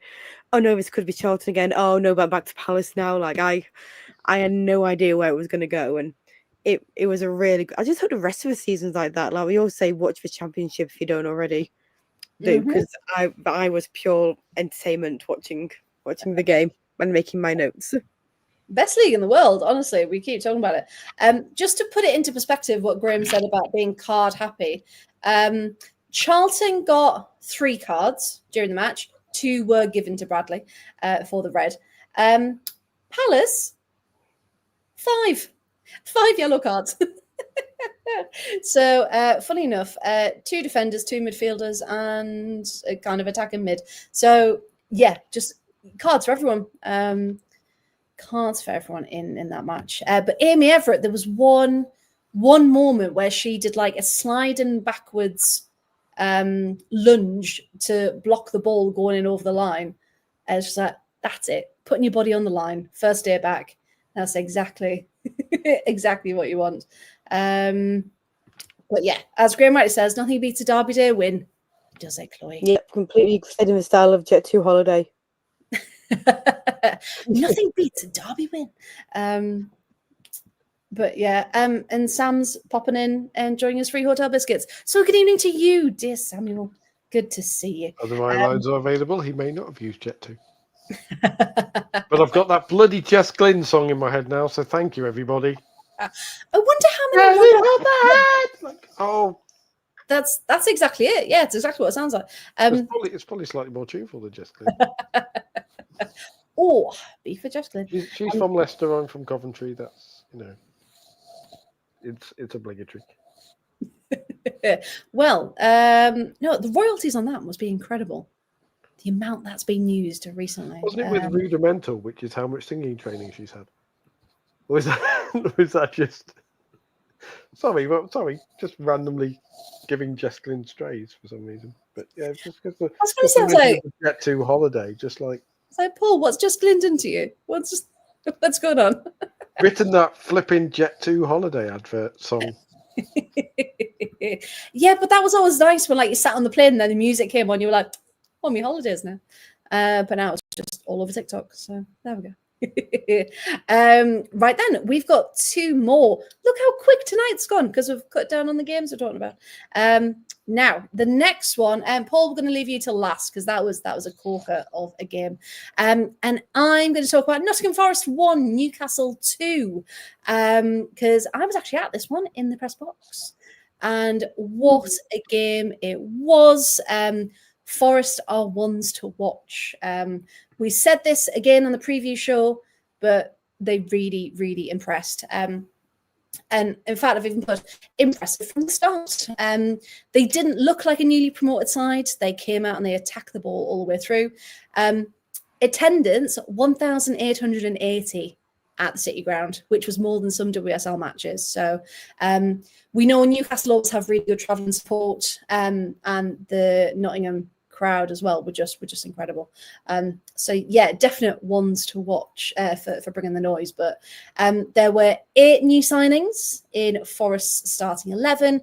Newcastle only brought 3 in, but no Jordan Nobbs in the squad.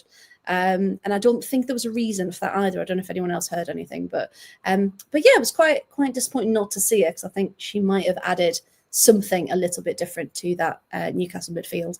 But yeah, Newcastle went ahead after the 7th minute. Emily Murphy turned in a pinpoint corner, and you thought, is this it after 7 minutes? Is it just going to be Newcastle? But Forest did really, really well to keep them at bay and to keep fighting back. Emily Batty, the goalkeeper, Forest goalkeeper, had a fantastic game as well. So I just want to give her a shout out. But Deanne Rose, one of the players that did leave Leicester in this window, was an absolute superstar during this match. Her pace down the wings was insane. And the first real chance for Forest just ran insanely fast. I'd like to see her and Ellie Carpenter in a race, actually, just to see who would be quicker. She found Amy Clearpool, of course, ex-Chelsea, but caught it in an awkward angle and it just went wide. And you thought, that they're still in this. They're not out. But Newcastle then doubled their lead, 26th minute. Shania Hales involved, of course, crossed it into the box, and it was Molly Pike on her debut, tapped home for 2-0. Deanne Rose again, such a threat. She ran pretty much the full length of the pitch for this one. Laid it off to Thomas, who sent a rocket of a strike. And again, if you do watch the highlights of this one, it went just wide. And if that had gone in, that would have been the Thunder Bee to end all Thunder Bees. It was insane. Fellow new signing, Chloe Mustaki as well. Well taken corner just after the restart. And Kirsty Smith's head found the back of the net for 2-1. So Forest were back in the game. And again, the rest of the half went on. Newcastle went more defensive minded. A couple of half chances either way, but that's how it stayed 2-1. I've already said Deanne Rose about 10 times, but she was incredible. Shani Boy-Holoka as well had a great game. So did Jessie Stapleton. She's there on loan. But also, excitingly, Nahikara Garcia is there on a short-term loan from Denver. Oh, God, Denver Mountains. It's not. Denver Summit. There we go. I knew it was something to do with the mountain. Denver Summit FC. She was only there till January, but she came off the bench and it was almost an instant impact for her, setting up a lovely through ball, but it didn't quite pay off. Now, mentioned earlier, they didn't look like a squad that's just been promoted, which was great, and kept on fighting. But they've even got 2 more signings that weren't actually available yet. Eberhead and Tovi. There's a Tovi. Tovi Almquist are still yet to come into the squad. And next week they're away to Ipswich. So I really do think they are going to be a force to be reckoned with this season. So losing 2-1 to quite a well-organised Newcastle side, I thought was a very, very good showing. And as Nick said there, 8 debutants, yep. Change has been impressive, but Deanne Rose and Vivian Leah stood out. Yeah, so Deanne Rose went off, replaced by Vivian Leah. So that pace and that power was still down that right side, and you just thought, that's incredible, what Forest are doing. So, yeah, it was a really, really impressive game. So if people haven't seen the highlights, please do, and definitely be following them for the rest of the season. So that's 2-1 to Newcastle. Right then, Paul, should we talk about it? Let's. Birmingham City 5, Bristol City 1. Now, people might remember on opening weekend last season, Birmingham City beat Sunderland 5-0. So it shows it wasn't just a Sunderland thing, it's just a Birmingham City thing. But, I mean, Amy Merricks and her ethos are so ingrained now, aren't they, Paul? Talk us through this one, because it was incredible, wasn't it? I mean, it's, Birmingham City could have suffered the hangover from last season, where they went down and, they were playing Bristol City, who are a good team. Yes. Bristol City women. And good business as well. Done, like you say, they've done some good business over the summer. And when you look at some of the players that they brought in, I mean, they had Rio Hardy up front, who we've sung the praises of, Lexi Lloyd-Smith from Southampton, who we've also sung the praises of, Sophie Ingle, who is no slouch, one might say, in central midfield, and Vicky Lasardi.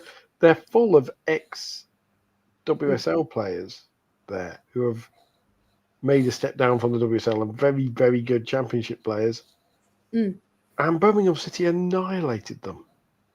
Like we talk about shots. They scored 5, but they had 29 shots. 29. And of those, 14 were on target. Wow. They were a little leaky in defence, because Birmingham City are listed as having 20 shots with 6 on target. And Bristol City actually have more possession and were more accurate in their passes as well. But Birmingham had 5 goals, and they never, if you watch the highlights, Birmingham never really looked troubled. I mean, Simone McGill scored 2 goals in the first 15 minutes. Yep. And Lily Crosthwaite, who we've sung the praises of, did her thing after being slightly pegged back by Bristol City. Maria Ferrugia scoring after 18 minutes. Christy Harris and Murray with a belter of a goal after 58 minutes. And then another new signing, Bathsheba Louise, Yes. scoring for Birmingham City, showing Birmingham that they do, in fact, need to call it a batch. But, you know, for like Adam says, 4 years ago, it was a WSL match. And now it's a championship match, which might say something about the respective clubs. Mm. But Birmingham casually picking up Ji So Yun as well. Yeah, can we just, where did that come from? Because, I mean, incredible for those who know WSL apart from the past couple of seasons. Yeah, what a signing that is. I mean, she was Ji So Yun regularly mentioned as the player who made Chelsea tick. Yeah. At large points, and now she's playing. It's possibly slightly slowed down because obviously she's not prime Ji So Yun, but she's got that experience now. And you just look at that Birmingham City team and go, this was a statement win. This was a Bristol City are a club who might have ambitions towards the top end of the table. We need a point to prove, and so we will. Like charging and taking on Bristol City again, who were a fellow WSL team, and setting out hostility.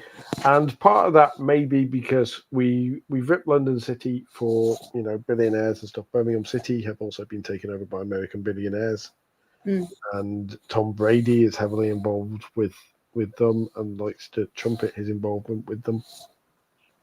So you wonder whether that kind of approach on the sporting side of Birmingham City has meant that standards are raised even higher than they previously were, and Probably, yeah. the money's been put in. But yeah, it was very impressive indeed. Because we've talked about how there are several teams who will have their eye on that promotion place, and Amy Merricks has said, you know, we're going to use last season as fuel this season. Yeah. I think sticking in 5 goals on the opening day against a team who was supposed to be a promotion rival might be a good way of showing that. Something, hasn't it? Yeah. Because what did Amy Merrick say? Was it that pain's now our purpose, or something like that? And I just thought, yeah, that's clearly played Warhammer or something. You needed a proper, like that movie trailer guy who always used to do everything in a world where pain is purpose. Like, just enter Birmingham City. Enter Birmingham City. Title. But yeah, because I mean, to make a statement win like that, and obviously last season's statement win on the first weekend, and look where they went to. But of course, this season there are more promotion spots than ever. So I mean, I think they've got to be a shoe-in for one of them, surely. I mean, I can't see them not being, unless something drastic. I don't think we can start talking about shoe-ins early on, but you look at their bench. Niamh Heron was on the bench, for example. Martha Harris was on the bench. Adriana French was on the bench. These are players who were crucial in their season last season, and now they can't find a starting spot. Yeah, just showed you. Very tense competition. I think the rest of the championship should be very worried about Birmingham City. Yeah, you can just tell, can't you? You can just see absolutely. But yeah, how impressive to start off their season with a 5-1 win. Now then, so there was 2 other games that we haven't covered, but I will just quickly go. Adam, trailer voice you called. Adam has an incredible movie trailer voice that we saw when he came and did some live watch alongs with us. So yeah, Adam, next time you're on, We need to get you to do it. But also says, if Burnley City have taught us anything, scoring 5 goals doesn't guarantee promotion. Maybe not when there's just one spot, but now there's a couple more. So you never know. Watch this space for Birmingham City. So elsewhere, let's go to Portsmouth first. So this is Portsmouth 0, Durham 2. Unfortunately, Portsmouth not getting off to the best start, did not pick up where they left off. So Durham travelled all the way down to Wesley Park, and Grace Eade, formerly of Sunderland, got the opening goal on her debut around the 20-minute mark, and then fellow new signing Venezuelan international with the best name ever, Mariana Speckmeyer, scored as well to make it 2-0. And apart from the goals, nothing really else happened, to be honest. A good 3 points for Durham away from home. And Portsmouth will feel a bit unlucky again. They couldn't make more of it. But apart from those 2 opportunities, there really wasn't much between them. And the final game we're going to talk about was Southampton 4, Ipswich 0. Southampton, we talked about, had a really unconvincing season last time. Change of manager, change of players, and you just thought, what are they going to do this season? Are they going to be able to bounce back? They brought Simon Parker in. What's their new image going to be, essentially? And haven't done too bad at all. Ipswich Town, of course, recently promoted, but Atlanta Primus, who got made captain, another one where we went, she got made captain. She opened the scoring within 10 minutes. Ex-Sunderland defender Amy Goddard then scored on her debut just before the 30-minute mark. And then the Saints finished their scoring with a brace from Mary Bashford in first half stoppage time, and then within 10 minutes of the restart as well. So lots of promising things from Southampton. Joe Sheehan, who is manager of Ipswich Town, said, look, we knew it was going to take time. It's a step up. It's the next level. And, we need time to kind of settle in and do that to be able to compete. So, he didn't seem too downhearted. And just, a bit of a learning curve, because Ipswich face Nottingham Forest next weekend. And speaking of which, shall we do some predictions? So there we go. But before we do, just do this shout out from Graham. 2 goals from Mary Bashford, and assist for Ellie Brazil, of course. Yes. Should give us an extra point for that. If only, Graham. If only. Charlton players, of course. So this time in the Championship, nearly said WSL2, all games are on a Sunday this weekend, so no faffing about with what's on a Friday and what's on a Saturday. Everything's all together, with only a couple of staggered start times. So I'm going to do the same and get involved in the chat as well. What predictions, what are you thinking? Durham Charlton, I think, might be quite a good one. Predictions for this one, please, team. Durham or Charlton? Draw. Draw. Ooh, very good. Chloe, Rosie, what are you thinking?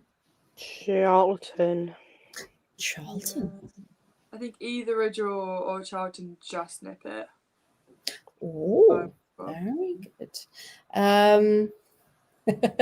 Graham's just said, need a word with a fixture computer. Our first 3 away games are Durham, Newcastle and Sunderland. You might as well just stay up there, Graham. Stay up there for a couple of weeks. That'll be all right. I think that might be a close one, because Durham are a pain, and on that Maiden Castle pitch that no one knows how to play on apart from Durham, I think it might be a tough one. Durham might just nick that one. Okay, next up, Crystal Palace, Southampton. What do we think? Crystal Palace, Southampton. I think an easy Palace win here. An easy Palace win. Okay. Yeah. Very good. Chloe, Paul, what do you think? I'm going to go with the Palace win. Maybe not. Yeah. I'm not as confident as Rosie that it'll be an easy Palace win, but I think it will be. I think Palace will win that at home. Yeah, I think it might be one of them where, like, Palace will win. yeah, maybe like Southampton score first, but then Palace come on and win or something like that. I think we may have been given a false idea of how good Southampton are by the fact that they were playing Ipswich. And that's nothing against Ipswich, but yeah, I agree. They need not maybe at that championship level just yet. Adam saying 3-0 Charlton. Graham saying 5-0 Southampton. You wouldn't think he's a Charlton fan, would you? Not wanting Palace to win. Okay, next up, oh God, Sunderland, Birmingham City. Sunderland, Birmingham City. Just the two teams who had an amazing. Just the two teams who came off an amazing start. Oh no! Oh God! It's going to be Birmingham, isn't it? Oh, but then Sunderland have shown that they can do it in the past. I think that might be a ding dong, that one. I think if it was at St Andrews, I'd have gone Birmingham, but Eppleton. Yeah. Hey, cracking chips at Eppleton. Home advantage for Sunderland is a thing. It is, yeah. Yeah, Graham's going for a Desmond. So's Matt. It'll be close. I think it'll be close. Yeah.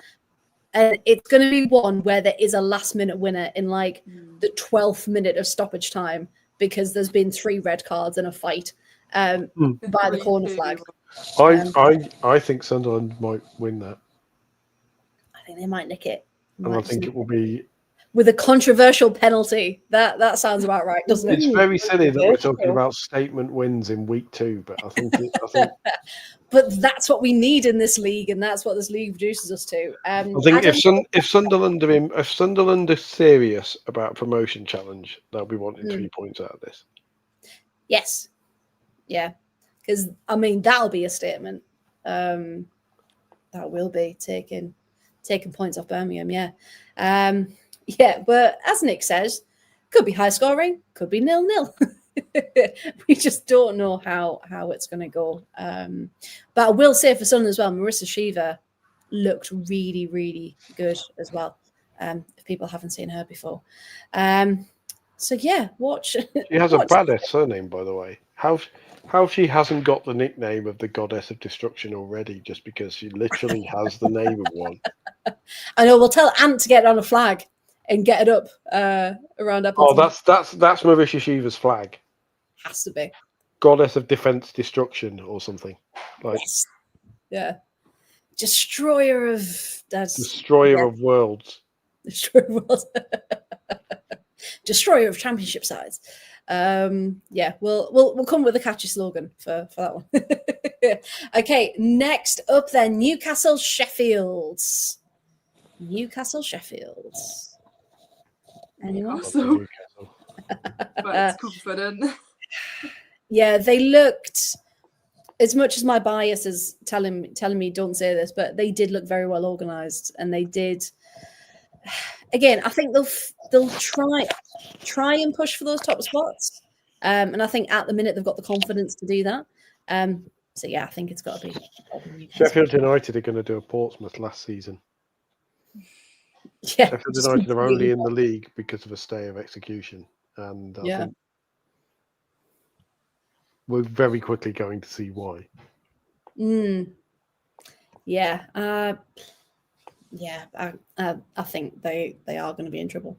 I think Sheffield and Ipswich, I know it's only been one game, sorry, Ipswich, but at the moment, they're the two that are kind of haven't been convincing enough. And speaking of which, Ipswich Town, Nottingham Forest.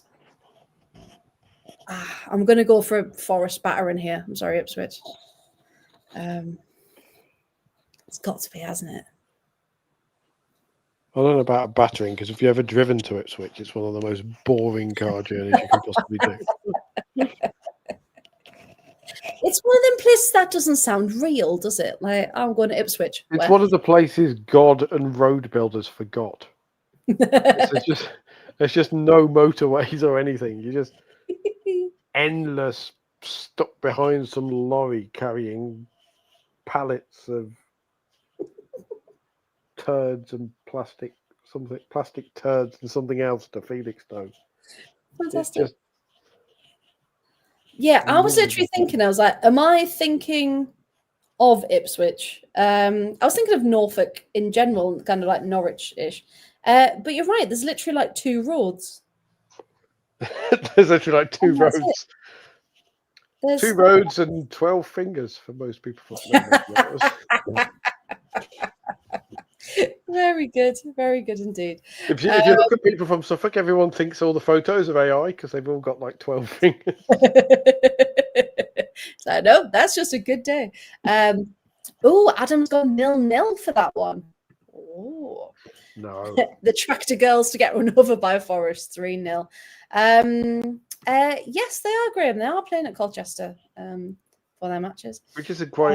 Which is only 20 miles from Ipswich, and you can actually get to off the M11. So maybe it's not quite as far as A motorway? What? this is very Partridge-esque, isn't it? I just love that. Obviously, we have a soft spot for service stations, of course. I love that everyone's gone, oh, the A12 and the A14. Oh, the A12. Oh, the A14. A14 This is is our superb crowd. road. These are our people. I will say, though, speaking of A roads, if anyone's interested, there might be a few. On the Lincolnshire-Nottinghamshire border now, on the just off the A46, they've installed a huge statue of the bomber, the Lancashire bomber that went down just outside Lincoln. So there's a huge statue. It looks incredible. And Presumably intact. They haven't just put like a wrecked bomber, nose just impaled nose first in the ground. No, it actually looks like it's flying. It's incredible. But they this is how interesting my life is. So I follow Lincolnshire Police on Twitter because when I used just to in work, general, just I love what you said on Twitter. Their Twitter account. Because when I was in archaeology, I was driving all over the county, so I kind of needed to know. And there's one road, a bit like Ipswich, and they said, sorry everyone, just to let you know, there'll be slow moving traffic on the A46 because we're moving the wings that are 13 meters in diameter. We're moving them from this place to this place. So please take other routes because they will not be available. So yeah, they're massive, honestly. Did you know if you because of the road, if you you're north, so if you get onto the A46 and turn right, you'll go past my house eventually. Because the A46 comes all the way down here. This is the stuff you tune in for on a Wednesday night, isn't it? This is hey, we've talked about roads. I love the way Adam's just like the A46. Bath to Grimsby, superb. You can hear the partridge. Bath to Grimsby, superb effort. Rosie's just like, why did I come on this podcast again? Thought we were talking about football. My road nerdiness. My road nerdiness is the time I played Chris Via's Driving Home for Christmas, and then made a joke about if he was actually driving home for Christmas. I know exactly what road he would have been on, and because this is the road that goes to Teesside. Oh, it does go past Coventry. Oh, it does. Okay. I've never gone all followed it that far. There you go. Hey, you learn something new every day. Welcome to the Absolute Women's Football Podcast, where roads come as an extra, a bonus. Just like Suffolk. Hey, one extra fingers and toes. The DLC in Suffolk, like. Wow. Right, before we get even more off track, final prediction of the weekend then. Bristol City, Portsmouth. Bristol City, Portsmouth. Shout your suggestions out. Por favor. M5, M4, M23. Oh, you mean the... Right, okay. You mean the score, not how you get from one to the other. Right, okay. Adam's having a great time. It's his dream. we're happy to support your dreams, Adam. We're very happy. Bristol City. Now Bristol City, Graham, thank you, Rosie. Thank you for speaking us. and now Graham's joined in. Oh, slow clap for No, Graham. Graham, but it'd be shit. Hey. Yeah, I think Bristol are going to be fuming after opening day. So yeah, I think Portsmouth have had the bad luck of they always seem to get teams after they've been hammered. yeah, like They always seem to get the backlash.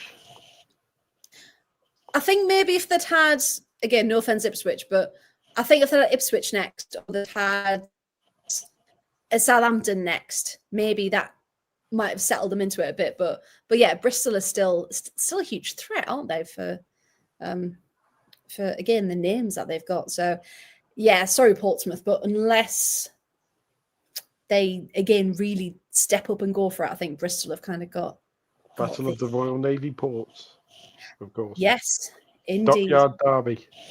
The Dockyard Derby. And this is why we love Adam. Actually, Paul, it's the M32, M4, A34, A34, worst road in the world, M3, M25, M275. Wow. Adam. I'm doing lots of clapping tonight. But yes, I hail to you, sir. Where the hell's the M275? Like in between the M274 and the M275. I don't know. All the motorways but yeah, A34. okay, and if Adam knows it, I wanted to have a quiz question then. If Adam knows everything about roads, there is a motorway that doesn't actually go anywhere or from anywhere else, but it is an official English motorway. What's its number? Ooh, and if you're on the M277, you've gone too far. Oh, I love everyone here. Rosie, we only don't worry. Chloe, what do you think for Bristol City Portsmouth? What do you reckon? I think Bristol City. Bristol City as well? Yeah. It's Bristol. Got to be. And the final thing will be... So put all your money on Portsmouth. Put your money on Portsmouth. Basically. Yeah, so...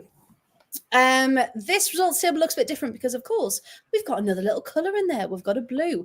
And that is because, if people weren't aware, we have 2 promotion spots this season because the WSL is expanding from next season, of course. And the 3rd place will be a playoff with the bottom team in the WSL. So there is that 3rd possibility of going up and being promoted.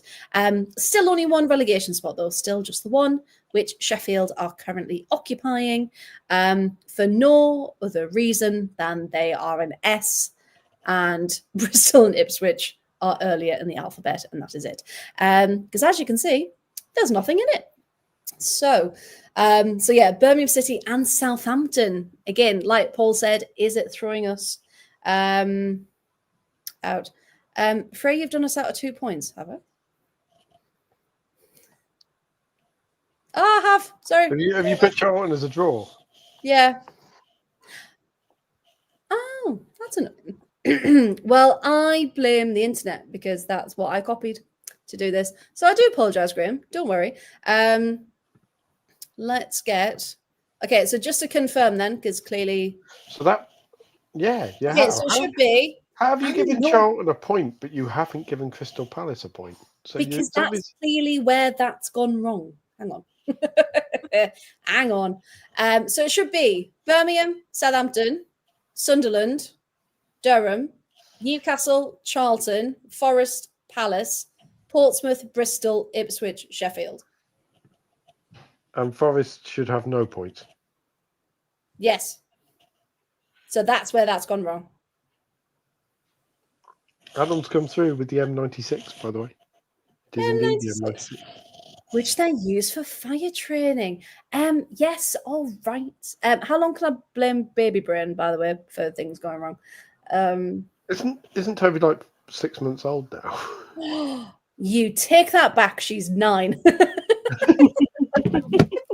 Use it until she's a teenager, Freya. She's However 9 long today, actually. 9 months today. There we go. Until she's officially a year old, I think, because then she's Okay. then she's no longer a baby. She's just a very young child. Because to me, a baby She's a little- baby is anybody less than a year old.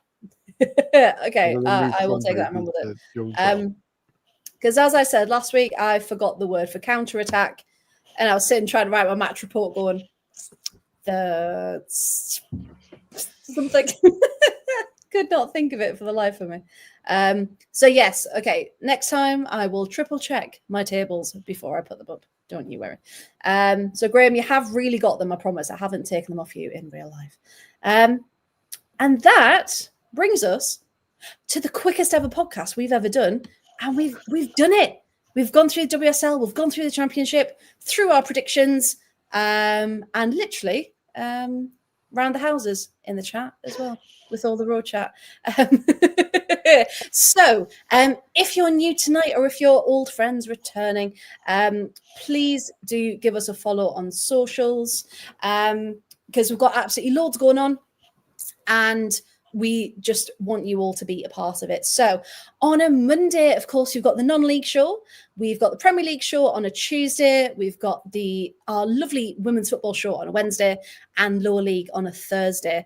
And we are currently recruiting for our show, our women's football show, and also for, I want to say, our non-league show. And this is the baby brain. Just can't. Lower league and us. Is it for the lower league? It's lower league and it's for us. Yes. Hang on. I've got the advert up on there. I don't want to give you enough information. This is it. Okay. So definitely for us. So if you know anyone or you're interested yourselves, if you've got podcast experience, if you're passionate about football, happy to work as part of a team, and you just really can't wait to talk about football, then do get in touch with the podcast account, and also for the lower league show on a Thursday as well. So I know it's men's football, but some people like that. So if you do want to get involved on a Thursday in the lower league show, again, do get in touch, because as many clubs that we can represent, the better, and we just want to get our wonderful community to grow as well. So if you're interested or know anyone who is, get them to message the podcast. And of course, like, share, follow, subscribe. You know what to do by now. And if you do become a member, as we talked about earlier, you get really cool emojis and exclusive access to things. And maybe there may be some merch coming at some point as well. Merch, hashtag merch, please. Hashtag merch, please. But you're just going to have to tune in. Can I change your prediction, by the way? Oh, go on then. Can I predict Sheffield United to win now? Why? Because I think it's going to be a bad week for Newcastle, because Ant and Dec have just failed to win TV Presenter of the Year award at the National TV Awards for the first time in 24 years. I was going to say, so who's got it then? Gary Lineker. Which has annoyed all the right people. I can imagine. Oh. But yes, for the first time in 24 years, Newcastle haven't won a thing. So I am now going to say that it's going to be a bad week for them, because also the lasses are going to lose to Sheffield, man. Sorry, where they're from? I don't know, but it wasn't Newcastle. It wasn't Newcastle. Sorry. Oh, that was incredible. If only we had Kira Walsh here to show us how it's really done. Howie. It's more of a Howie. The Spinny ladies are playing Thornaby women in the Durham Derby. Sorry. Gone a bit Welsh. The Durham Derby. Should probably end it there. See, there we go. I told you Rosie would bring me back to earth. There you go. Maybe No more of that, Paul. No more of that. But you can see all of our handles for the Absolute Football Podcast on there. So please, as we said before, like, share, subscribe, etc., etc. And you can also follow us across socials as well. Chloe Bear, where can people find you, please? And thank you for this evening. So you can find me at Chloe Bear 529, or if you want to see what I get up to when I journalism, then I'm at Chloe Talks Balls or Sport. The title. We're still trying to work out a title for that one. It's Chloe Talks Sport for now. It needs to be Chloe Talks Sports. It really, really does. So yes, Chloe Talks Sports, please do, because Chloe does a lot of really good work. And Rosie, it was lovely to see you. Where can people find more of you, please?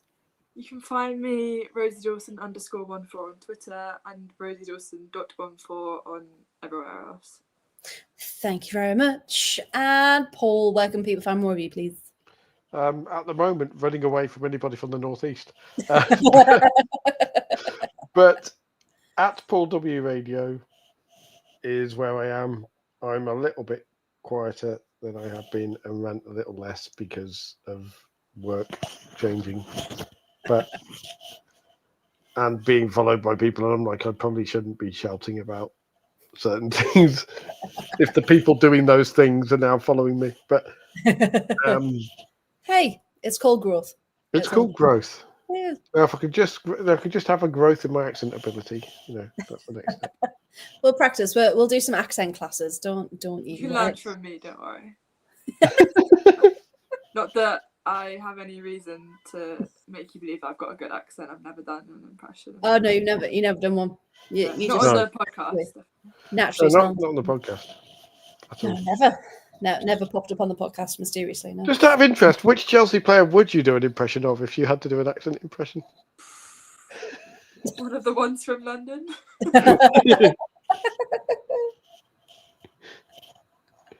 Oh, I can see it now.